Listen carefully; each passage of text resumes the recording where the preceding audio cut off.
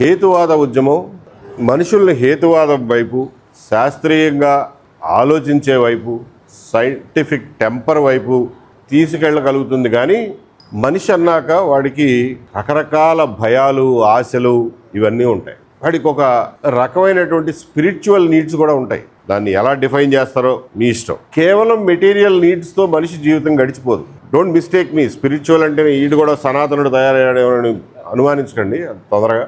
Spiritual needs కూడా ఉంటాయి. ఏంటంటే కొన్నిసార్లు వాడు ఒంటరిగా ఫీల్ అవుతాడు. నాకు ఎవడూ లేడు, ఒక్కడే అయిపోయాను అన్న ఫీలింగ్లోకి వస్తాడు. అప్పుడు వాడికి ఒక ఊతకర్ర కావాలి, వాడిని నిలబెట్టుకోవడానికి ఊతకర్ర కావాలి. అలాగే కొన్నిసార్లు ఒక కార్నర్లోకి నెట్టబడతాడు. అక్కడి నుంచి దారి ఇటు కనపడదు. ఇక్కడి నుంచి ఎట్లా బయటపడాలరా అనే దాని గురించి ఆలోచిస్తూ ఉంటాడు.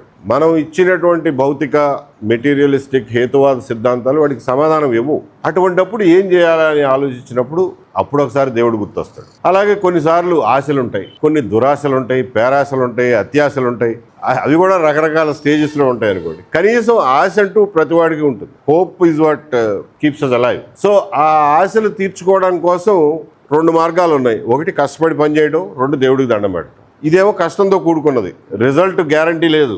ఇదేమో ఫ్రీ ఆఫ్ కాస్ట్. అప్పుడు ఏది ఎంచుకుంటాడు ఒక బలహీన మనస్కుడు? వాడికి ఏమనుకుంటా అంటే దారెమ్మడ పోతున్నావు, ఎవడు కట్టించాడో తెలియదు ఆ గుడి, నేనైతే డబ్బులేమి ఇవ్వలా, వెళ్తా దండం పెట్టుకుని పోతా, నాకు వచ్చిన నష్టం ఏంటి? ఫ్రీ ఆఫ్ కాస్టే కదా.